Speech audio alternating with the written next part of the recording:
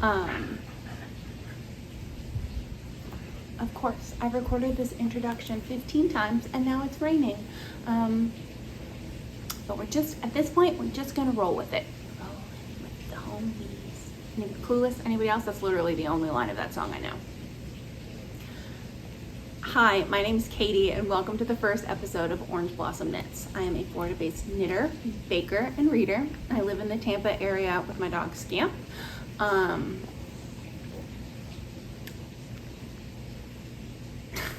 I decided to start this because I have exactly 3 real-life fiber friends and I just wanted more people to talk about knitting with.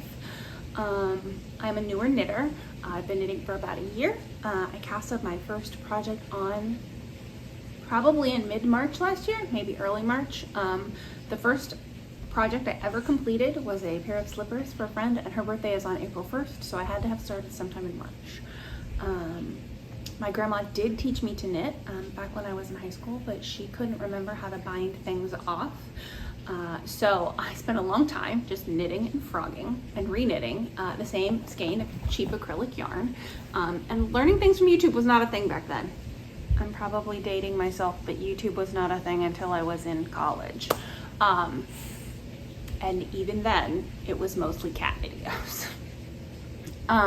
So obviously I didn't stick with it because just knitting the same skein of yarn over and over again got kind of old. But about a year ago, I was looking for a new hobby, something that would be as artistic but less messy than watercolors, and have fewer small pieces than Legos, which I guess depending on how many stitch markers you use, they could have equal small pieces, but at least stitch markers don't hurt when you step on them. So I knit that first pair of slipper socks, which, you guys, the reason that I made them was because my friend was looking for a pair of like slipper socks that she could just keep in her suitcase for when she traveled, but the ones I made her did have these really aggressive pom-poms. Like, I swear they were the size of my fist. So I think she does use them, but I don't think she travels with them. So yeah, I guess, I don't know how to transition to the next section, so we're just gonna start with the works in progress. I guess let's start with the ones that are actually like on the needles, and then I will tell you about the the whip that isn't. So the first thing that I am working on is this. This is my Salty Air Tee by Samantha. I think it's pronounced Guerin. Somebody correct me if I'm wrong. Oh, it goes this way. I am knitting this out of LeRoo Cotton's 100% Tencel. I have never worked in Tencel, and I'm getting gauge with the, my gauge matches the pattern gauge, but it's really like loose and like kind of see-through. And I don't know if that's just, I've never worked with Tencel before, so I don't know if that's just like a part of the fiber. What's the word I'm looking for? A characteristic. I don't know if that's just a characteristic of the fiber that it has this like kind of loose, this like loose gauge, or if I needed to like size down. Also, like, there are parts where this just like, the stitches feel really loose. Probably because Tencel doesn't have any memory, so when I tug at them to do some of the like slips and slip stitches and stuff, they don't really like tug back. But I'm hoping that maybe that the tension will even out with blocking. I really like the color. This was from the LeRoo Cotton, from their Kingdom Hearts collection. I believe the color is called Hollow Bastion. I'm not a Kingdom Hearts fan. I have never played that game, so I don't know what that means. But it's this really pretty, like,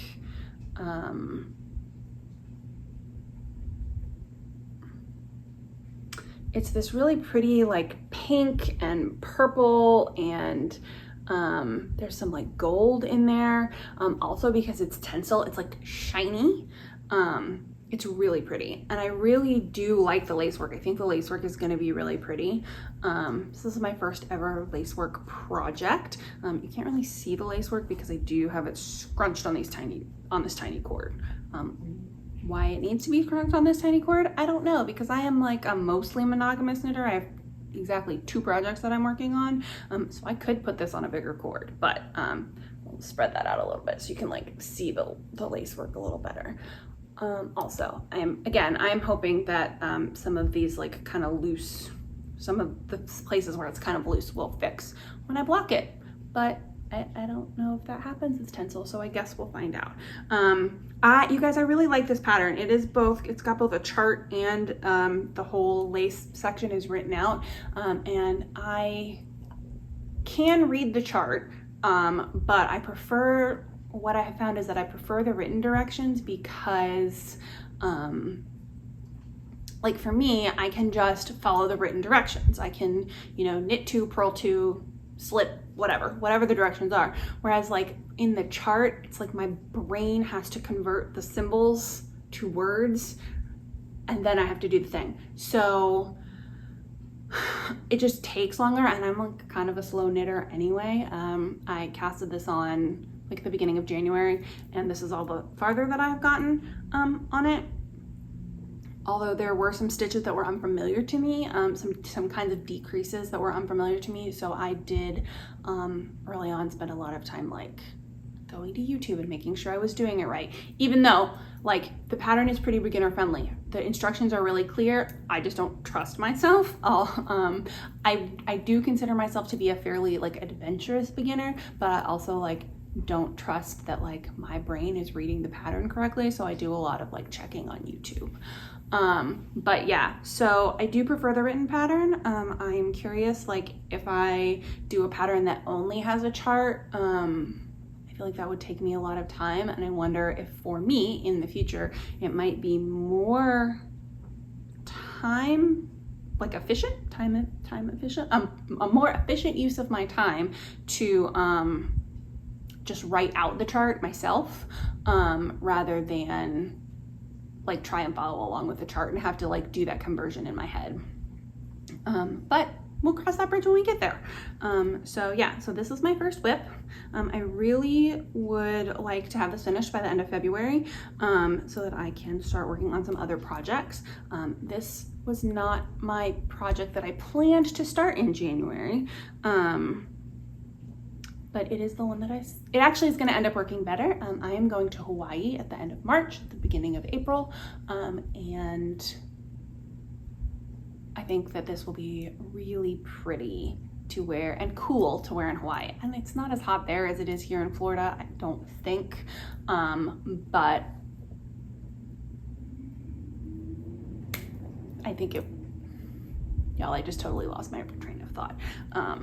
I do have squirrel brain, and so sometimes both my mouth moves faster than my brain moves sometimes, but also I'm very easily distracted. Anyway, I think this will be really pretty to wear in Hawaii. Obviously, like I live in Florida, I will get more use out of summer knits than winter knits in general. So even though this was not the project I planned on being my January project, I think it's gonna work out good. Well, it's going to work out well. Okay. I'm just gonna toss that on the floor and we will talk about the next thing. So of course I'm in the middle of a row. Does anybody actually stop at the end of the row? My problem with stopping at the end of the row is that like, this is not actually in the round, but there's usually a stitch marker there, and then you can't stop at the end because you'll lose your stitch marker. And then once I do enough stitches to keep my stitch marker in place, I'm like, well, I'm in the middle of a row. Anyway, this is my half and half triangles wrap. I started this back in December. It was my day after Christmas cast on. I didn't cast it on Christmas, but I did cast it on the 26th.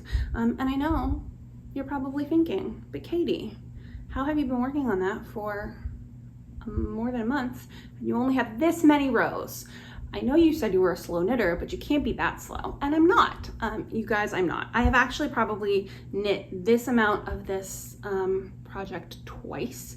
Okay, hang on, let me back up and give you all the details. I am knitting this half of this out of the Purl Soho linen quilt, which is the yarn that the pattern calls for. I am somewhere in between the two sizes. I think I cast on 200 stitches. I think the small size calls for 190 and the big size is like 260, and I think I cast on like 200, so it's slightly bigger than the small size, but not as big as the big size. Mostly that's because I didn't buy enough yarn of the second color, because the second color is a hand dyed, so I want to make sure I have enough. Okay, so, and this is on 3.75 millimeter needles. There's no gauge in this pattern that I am aware of, or if there is, I didn't look. So we're just going with it. It actually is pretty big. You can't tell because it's on a certain, you know, I'm in the middle of a row, but it is like pretty scrunched up back here. Anyway, so back to the reason that this does not have as much progress on it as you would think a project that is just in garter stitch that I've been working on for a month would have, and that's because I have knit this amount of this project twice. I will try and insert a picture of the first time right before I frogged it. Hello, sweet girl. I am dog sitting for my parents and she's very interested in my drink.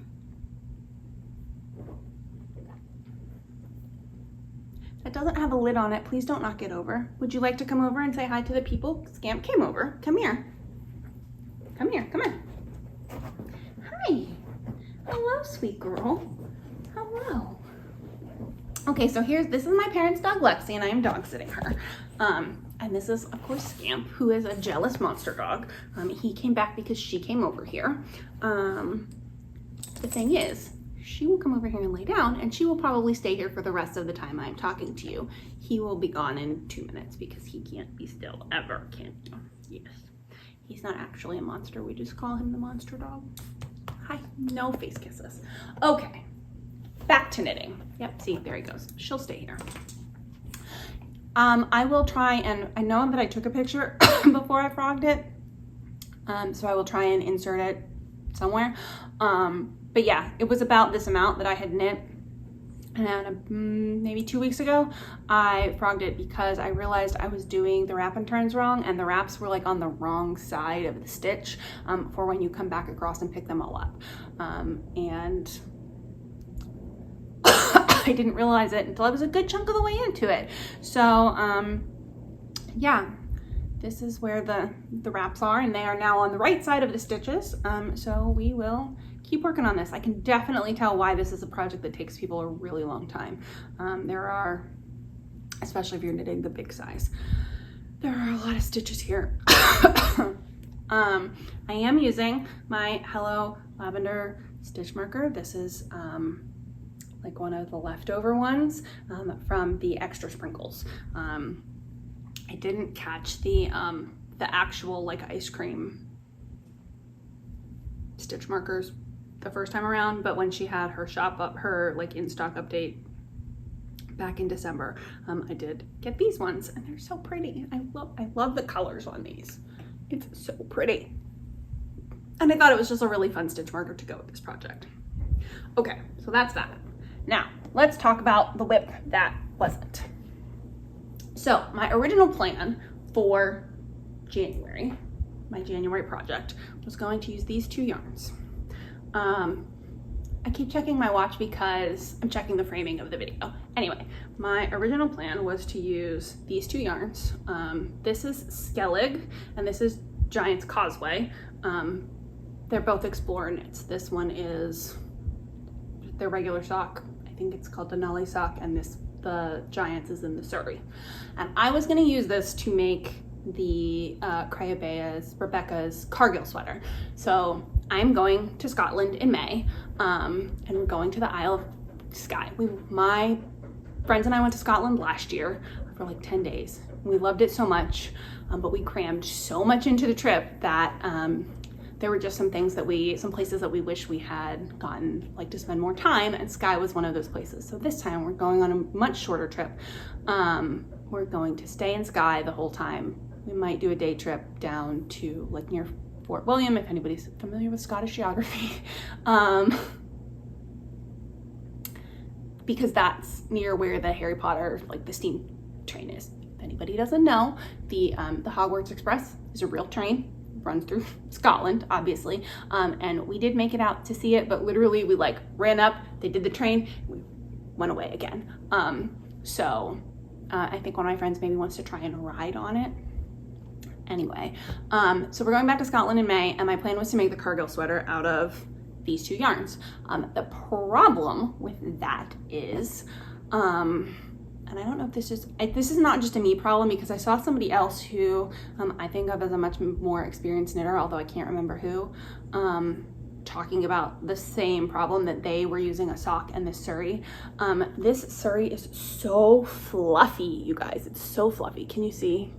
And the Cargill sweater has that beautiful dip stitch pattern, and it was just like the fluff was too much and you couldn't see that there was no stitch definition. So we undid our swatch, put these back in stash. I do have some yarn in acquisitions because I did try to fix the stitch definition problems by just doing it out of 2 sock yarns. I guess I can talk about it now. Because this is the last whip and I don't have any finished objects because I'm a slow knitter. Where's the other one? So pause. So yeah, so Surrey was way too fluffy. So then I was like, well, maybe I can fix this problem by just like pairing a sock yarn with a sock yarn. And so I got these 2 skeins from Magpie Fibers. They're the Swanky sock, which is the MCN base, which I have not used before. I've not used the Magpie one. I did a Dear Duomo last year out of the Woolberry cashmere yarn. And I don't know that, off the top of my head, I did not know if that is a MCN or if it's just merino and cashmere. But I got these 2 yarns and I thought I could pair, like, these 2 are pretty similar. Like, they're not exactly the same. Like, you can even see in the camera, like, they're not exactly the same, but they're like pretty close. This one's a little more blue. This one's a little more like dark and kind of like almost green in person. And I also got this one. This one is like slightly more variegated, because when I was gonna use the Surrey, the idea was that like it would be this navy and this like bluey gray dappled Surrey, and it would be this like really pretty marled like color once it was all together. And so I got this variegated one, which this color is called Empty Night, and it's so pretty. There's like navy and some purple and some more like gray blue in there. Like, you guys, look at all these colors. But then I was like, I really love Skellig. It was probably one of my favorite colors out of the Explorer Knits and Fibers Ireland collection. I bought almost all the colors. Almost, not all, but like a lot of them. And this one was one of my favorites. I love a navy yarn. You're gonna see that moving forward. I love a navy. I especially love like a hand dyed navy. And so I thought, originally my plan was, because the Cargill sweater is knit at a DK gauge, I thought, well, I'll just put these 2 sock yarns together.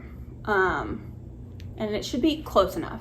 But then I was like, no, I don't want to like dampen the color of the Skellig by just like marling it with another navy, or even this like really pretty like variegated one, because I think these colors are too dark.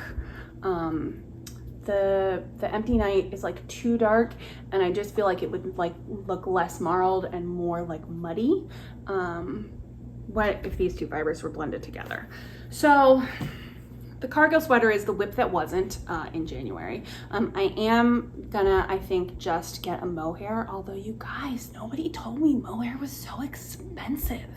I just haven't decided on which one yet. I've been considering the drops because it seems the most economical, but I've also heard that it like kind of can feel plasticky and itchy, and so I don't know that I want to mix something that is like plasticky with this like hand dyed, with the EKF hand dyed. So then I thought about maybe getting the Rowan, which is slightly more expensive, but seems to be like well reviewed. I looked into getting the Filcolano, which is what the original pattern uses, but I can't, if you can get it in the United States, I cannot find it. So if somebody has a line on where to get Filcolano, I think it's the Tilia is the mohair, let a girl know. Otherwise, I'm coming down to it's between the Rowan and the Knitting for Olive Pure Silk. Because for whatever reason, when I did the math of like how much I need, like the Rowan and the Knitting for Olive are almost the same price. I think the Rowan must have less like meterage because I needed like fewer balls of the Knitting for Olive. It ended up being like almost the same price, and you can order it from their website and it is not that expensive, the shipping. I looked into like ordering it from my local yarn shop, but it's almost double the price. And I don't know if that's because they pay some extra taxes on it or if it's just like marked up so that they're making a profit on it. I don't really know, but the shipping, the amount of shipping to get it from Knitting for Olive directly does not like per skein increase the price to what it is at my local yarn shop. And since I have already bought like many skeins of hand dyed and these two, which are like more expensive than most other yarn that I bought, we're trying to like cost contain a little bit because I don't have a lot to show you in acquisitions. I have some stuff to show you in acquisitions, but I don't have a lot because even though I bought a lot, I spent a lot of money on yarn in January. I do follow a financial planning thing that has you like track the categories of your spending over the course of the year, and I did create myself a yarn category. And I'm not trying to like, I am trying to limit my yarn purchasing, but like also like I just want to know how much I'm spending on yarn, and so it does have its whole own category. And if I have done the budget closeout for the month of January by the time I post this, no, I don't feel like sharing that. I was going to tell you that I was going to share the amount of money that I spend on yarn, but realize that everybody's budget is different. And y'all, I am a single person with no children. My car is paid off, and so the only real bills that I have are like my utilities and my house. So my budget might be different from yours, and so I was going to tell you that I was going to share that, but I probably won't. Anyway, I lost my train of thought. Oh yeah, so that's the reason why I would buy the Knitting for Olive directly from the company rather than from my local yarn store, which isn't really that local to me. It's in Sarasota, which is like an hour away. Okay, so let's talk about local yarn stores. I'm just going to talk about acquisitions, but let's talk about local yarn stores in Florida. I am so jealous of y'all who are like, yeah, I just walked over to the local yarn store. I drove 15 minutes to the local yarn store. There is one in Tampa. I have been once. The people were very nice, but it was a lot of commercially produced yarn. The least commercially produced thing in the store was Madeline Tosh, which I have plenty of Madeline Tosh yarn, and I do like it. I think it's great. I love that you can just like go and on their website and they have lots of colors, and you can just order it and they either have it in stock or they dye it to order, because it's like a pretty, like it's like semi-commercial, I guess is how I would categorize it. I don't know how people feel about that. It's the same thing with the Magpie. Like it's, to my understanding, it is hand dyed. It costs the same as most hand dyed yarn, but it's not like, it's like a semi-commercial, I think. Anybody knows more about it, let me know. But anyway, the yarn shop that is the most local to me, which is still about 40 minutes away, a lot of commercial yarn, and a lot of really heavyweight commercial yarn. Y'all, we live in Florida. It is like really cold, like below 40 degrees, maybe 10 days a year, maybe. I need 2 worsted weight sweaters in my wardrobe. I don't need more than that. 10 days a year, it's cold enough to wear a worsted weight sweater. And they just had a lot of like really heavyweight commercial yarn. So even though the people were really nice, not sure that that's like my vibe. So the other 2 yarn stores that are closest to me, there's one in Sarasota, which is about an hour and 15 minutes away. There's one in Winter Haven. I've been to the one in Sarasota because it's not that far from where my parents live. I have not been to the Winter Haven one because, again, it's like close to 90 minutes away from me, and I haven't been able to justify like a 90-minute drive with the gas prices the way they are here to spend more money on yarn. So all that to say, I'm really jealous of those of you who are like, yeah, I just drove 15 minutes and I was, you know, at my local yarn store. I'm very jealous. I am going to some local yarn stores in Orlando this weekend. I'm going to Orlando for another thing, and while we're there, like, there are 2 like local sized yarn stores that they're pretty close to each other. So I'm excited.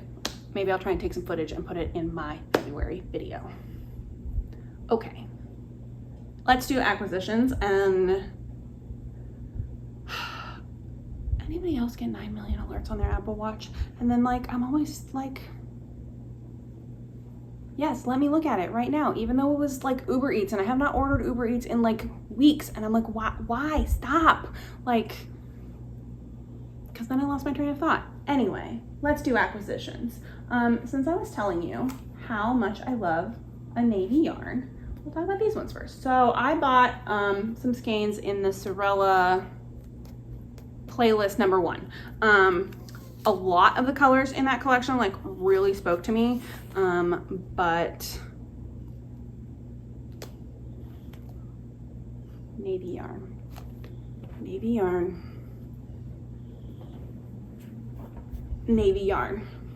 you guys, it might be a problem. Hang on, let me do this. Okay, I can't get my finger in the center of this.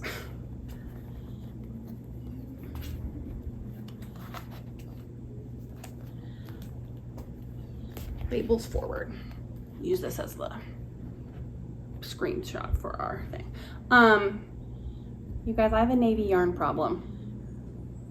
This isn't even all the navy yarn. This is just like the navy yarn that has been in my life recently. Unwinding the skein of skein, like it's fine. Okay, so the garbage truck is outside. We'll just wait. I live at the dead end part of a street, and so the garbage truck has to pull all the way forward and then back up to get back out to the main street. It's very loud. So we'll just give it a minute and drink my drink. This is a protein chai tea latte, if anyone is curious. It was chai tea that I like steeped in very little water, like more than a quarter, but less than a third of a cup of water. And then like 7/8 of a vanilla protein shake, a pre-made vanilla protein shake that I put in the Nespresso frother. And usually, pro tip guys, you can fit a whole Fairlife protein shake in your Nespresso frother, but remember to toss a spoon in there to keep it from like overly frothing, because if you forget, like I did today, you will have vanilla protein shake all over your counter. And it is sticky from the extra whey protein and hard to clean up. So that's the pro tip. I'm just rambling while the garbage truck goes. I feel like I need an insert of that SpongeBob. 1 hour later, garbage truck's finally gone. Okay, so more navy yarn. And this is Givenchy, and I did get this in their classic sock, in the Sewrella classic sock. This is pretty soft. It is a superwash, so I'm not surprised that it's soft. I got it to pair with this, which is their colorway Grace Kelly, which, you guys, this is the most me yarn I have ever seen. You guys don't know me that well yet, but this like cream gray, like kind of bluey gray speckle, this is like my jam. I'm going to use this to make, I think it's called the Seaborn Tee. It's like a striped, I'll put a picture of it in here, but it's like a striped tee, because again, Florida, don't need that many sweaters. But short sleeved stuff, and supposedly wool is like, you know, antimicrobial and doesn't need washed a lot. And so we'll see how we feel about, it'll be my first like wool t-shirt. We'll see how we feel about, it might be too hot here in the summer, even for short sleeves, but we're gonna find out. So that's that. And then also in that playlist #1 drop, I got you guys. Okay, first of all, look how like drapey this is gonna be. This is the Sewrella Silky Sock. I'm gonna turn this way so you can see all these pretty speckles. This is the Silky Sock, which is 50% wool and 50% silk base. And this is the colorway Epcot. First of all, I'm a Disney adult. Again, I'm a single adult with no children. I was raised in Orlando. I worked at Disney when I was in college. No, I was not in the college program because I'm a social worker by trade, and so there was no reason for me to do that, but I did work there seasonally when I returned home from school in the summers. And I'm a Disney person, and so anything named after a Disney, probably up my alley. Okay, I shouldn't say that. I actually have a really hard time with like colorways that are named after things, but like the color conception isn't how I would do the color conception like in my head. And so sometimes people name things after Disney stuff or book stuff, and I'm just like, that's not how I would do it. And I like can't divorce the name from the color, even if the color is really pretty. However, this is pretty much exactly how I would conceive an Epcot yarn. These like blues and this like slightly gray based white, and the silk makes it shiny, so it's like really giving me Spaceship Earth vibes. There's this like slight like purpley pink speckle. It's so pretty and I love it. I am going to make, I only got 2 skeins of this because I'm going to make an outline tank out of this because again, summer garments, and I do think the silk will help it be nice and cool. Also, it will be a tank top. So yeah, that's what I'm gonna do with this. All that being said, you guys, I'm like the world's slowest knitter. I don't know if that's actually true. I wonder if there is a Guinness World Record for like the world's slowest knitter. I'll have to look that up. But I'm like the world's slowest knitter. So like in the upcoming, between now and when I go to Scotland at the end of May, my brain is like, you can absolutely finish the Salty Air Tee and the outline tank and the Seaborn Tee, and those are the things that and the Cargill Sweater, because I would like to have the Cargill Sweater done for my trip to Scotland. And then my brain was also like, you could also make the outline raglan and use it as a, like the more long sleeve ones, only you could give it like a drapey sleeve and make it more of like a beach cover up, because you could like get a really pretty, like, I see it in this like white like tencel, so like shiny and floaty and like the beach cover up of my dreams, because I am like allergic to the sun, which is a weird thing for somebody who lives in Florida. But again, I am the world's slowest knitter. So all that is probably not going to happen, even though summer garments I do think probably take less time than a full sweater. So realistically, we'll definitely get the Salty Air Tee done. Probably I will do the outline tank next. Throwing yarn at myself. I probably will do the outline tank next.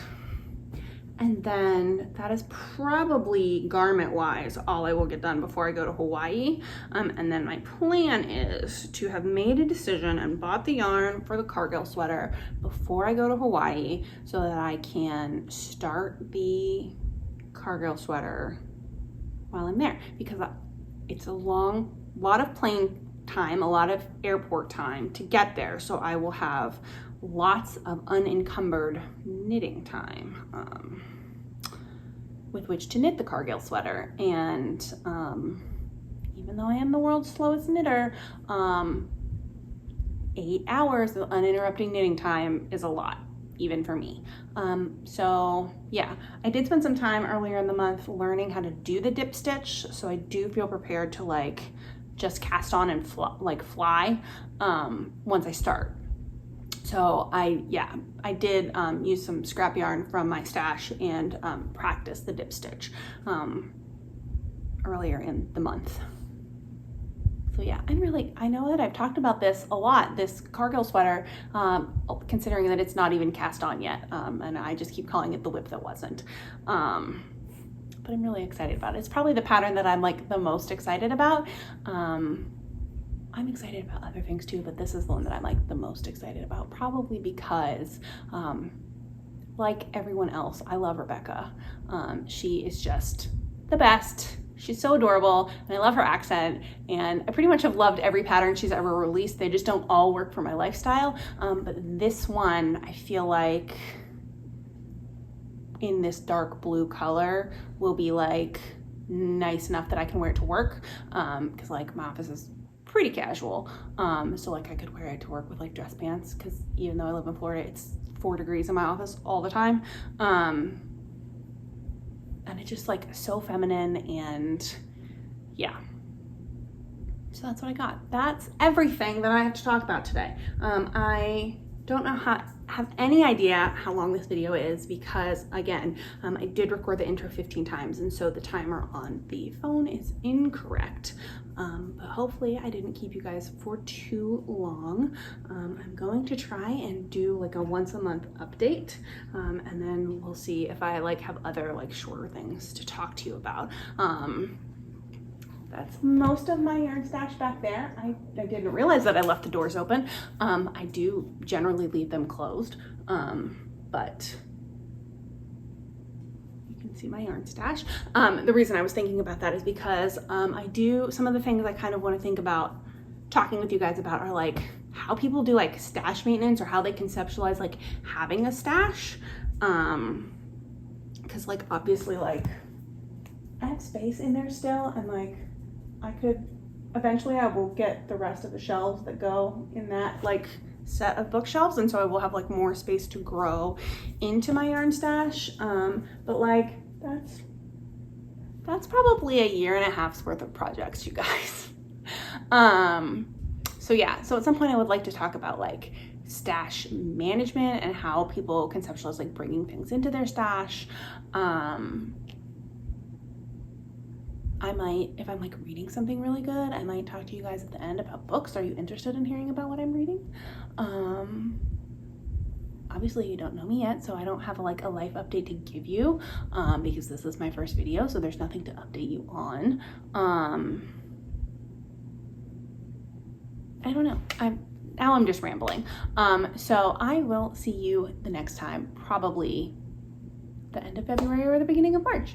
Have an excellent day, and